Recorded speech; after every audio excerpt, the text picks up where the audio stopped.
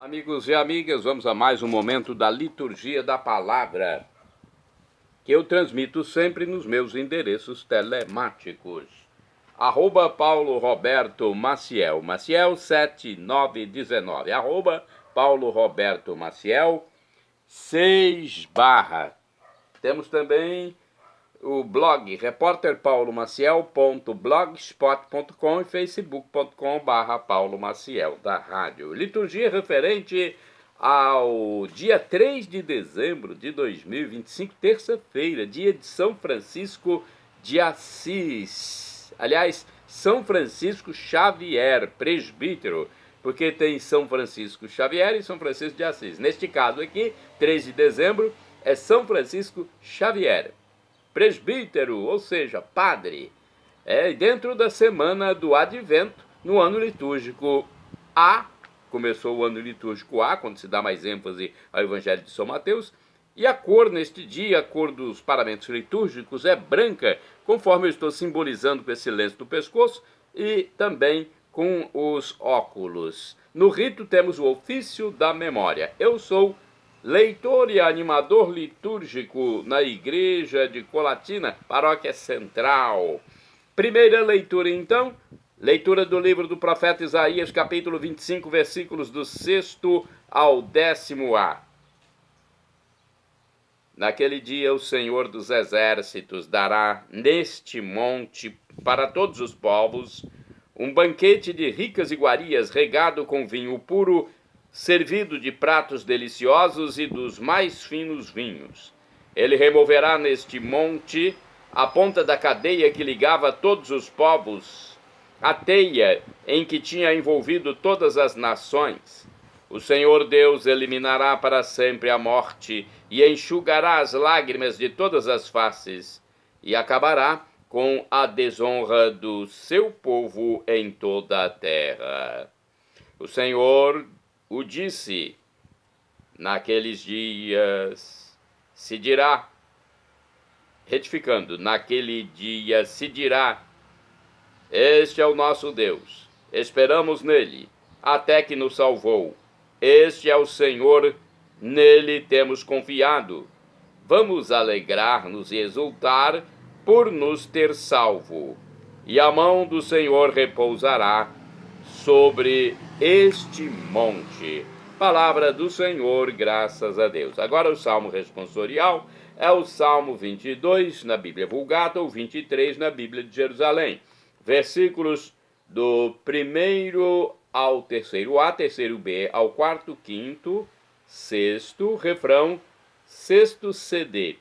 Na casa do Senhor habitarei pelos tempos infinitos. Repitamos: na casa do Senhor habitarei pelos tempos infinitos. O Senhor é o pastor que me conduz, não me falta coisa alguma. Pelos prados e campinas verdejantes ele me leva a descansar. Para as águas repousantes me encaminha e restaura as minhas forças. Na casa do Senhor habitarei pelos tempos infinitos. Ele me guia no caminho mais seguro, pela honra do seu nome. Mesmo que eu passe pelo vale tenebroso, nenhum mal eu temerei. Estais comigo com bastão e com cajado. Eles me dão a segurança. Na casa do Senhor habitarei pelos tempos infinitos. Preparais à minha frente uma mesa bem à vista do inimigo. Com óleo vós ungis minha cabeça, e o meu cálice transborda. Na casa do Senhor habitarei pelos tempos infinitos. Felicidade e todo bem hão de seguir-me por toda a minha vida, e na casa do Senhor habitarei pelos tempos infinitos. Na casa do Senhor habitarei pelos tempos infinitos. Repitamos: na casa do Senhor habitarei pelos tempos infinitos. Agora o Evangelho, escrito por São Mateus, é o capítulo 15, versículos do 29 ao 37. Vamos recepcionar o Evangelho e depois aclamá-lo. Depois vamos proclamá-lo. Então, primeiro a aclamação, depois a proclamação. aleluia, aleluia, aleluia, aleluia. Eis que o Senhor há de vir a fim de salvar o seu povo. Felizes são todos aqueles que estão prontos para ir-lhe ao encontro. Para ir-lhe ao encontro, aleluia, aleluia, aleluia, aleluia. O Senhor esteja convosco, Ele está no meio de nós. Proclamação do Evangelho de Jesus Cristo segundo São Mateus. Glória a vós, Senhor. Pelo sinal da Santa Cruz, livra-nos Deus, nosso Senhor, dos nossos inimigos. Naquele tempo, Jesus foi para as margens do mar da Galileia. Subiu a montanha e sentou-se. Numerosas multidões aproximaram-se dele, levando consigo coxos, aleijados, cegos, mudos e muitos outros doentes. Então os colocaram aos pés de Jesus, e ele os curou. O povo ficou admirado quando viu os mudos falando, os aleijados sendo curados, os coxos andando e os cegos enxergando, e glorificaram a Deus de Israel. Jesus chamou seus discípulos e disse: Tenho compaixão da multidão, porque já faz 3 dias que está comigo e não tem o que comer. Não quero mandá-los embora com fome, para que não desmaiem no caminho. Os discípulos disseram: Onde vamos buscar neste deserto tantos pães para saciar tão grande multidão? Jesus perguntou: Quantos pães tendes? Eles responderam: 7, e alguns peixinhos. E Jesus mandou que a multidão se sentasse pelo chão. Depois pegou os 7 pães e os peixes, deu graças, partiu-os, e os dava aos discípulos, e os discípulos às multidões. Todos comeram e ficaram satisfeitos, e encheram 7 cestos com os pedaços que sobraram. Palavra da salvação, glória a vós, Senhor. Vamos saber da explicação do livro Igreja em Oração. Vejamos aqui o que está escrito. Na primeira leitura, por trás da imagem do banquete rico e farto, está a ideia da familiaridade com Deus. O pai que se reúne com seus filhos de modo alegre e festivo. Com a promessa do fim da dificuldade e da opressão, temos o encontro com o Senhor, que nos salva em seu amor e em sua misericórdia. O Evangelho é a ilustração daquilo que lemos e rezamos na profecia de Isaías. Em seu amor e misericórdia, o Senhor nos cura de nossas doenças e sacia nossas fomes. Todos os doentes que estavam com a multidão foram colocados aos pés de Jesus, que os curou, restituindo-lhes a dignidade de vida.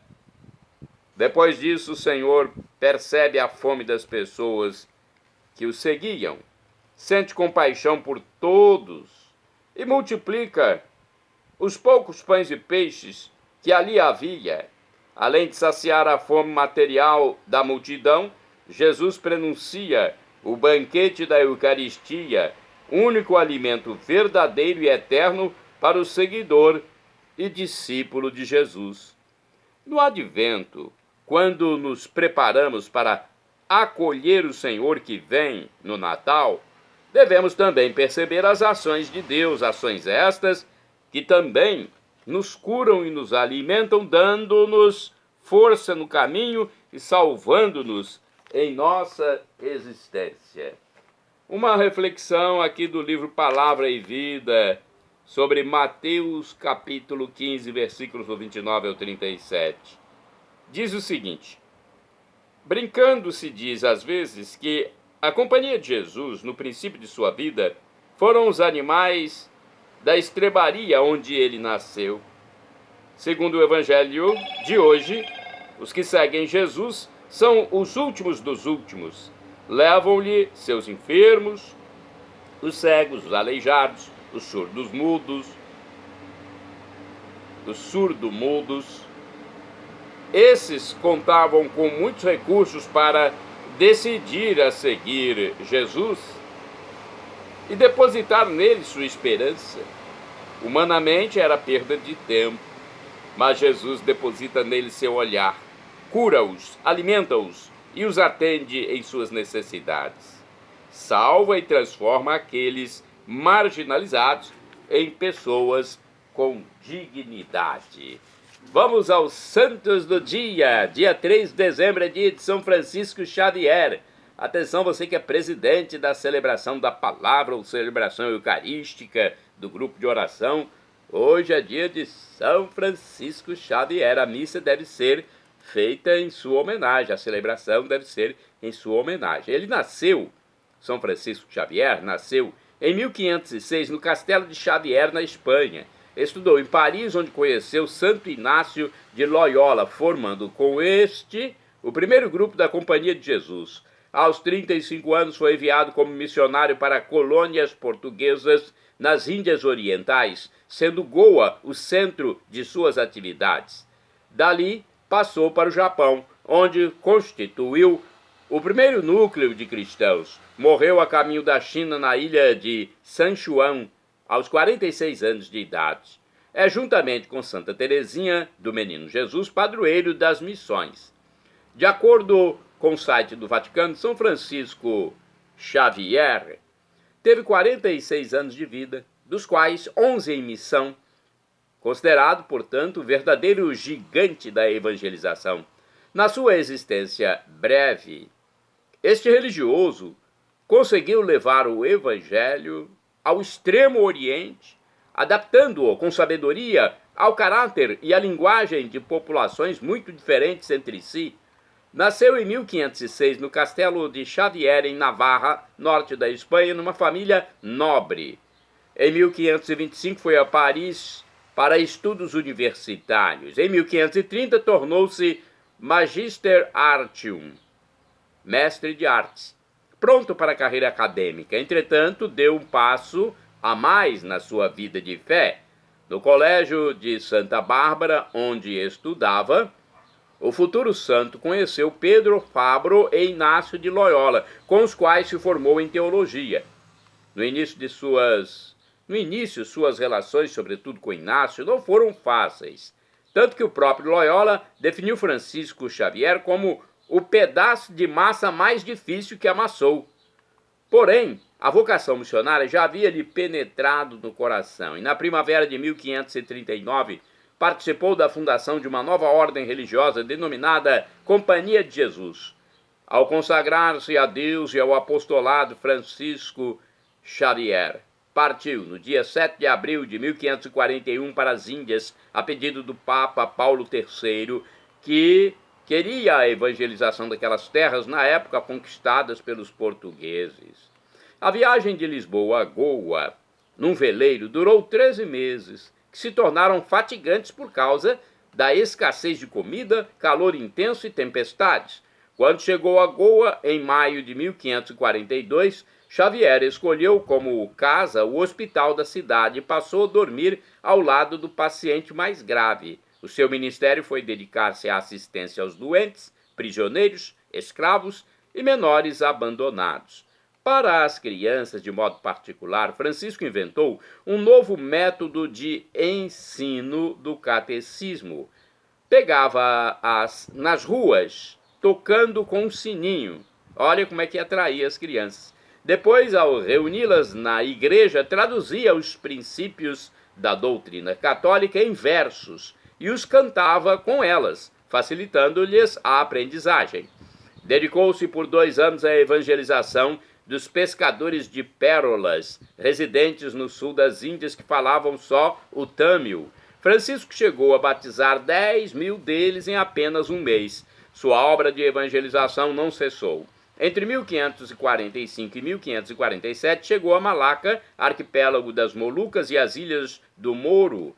Em 1547, a vida do futuro santo teve uma nova reviravolta. Encontrou um fugitivo japonês chamado Ranjiro, ansioso de converter-se ao cristianismo.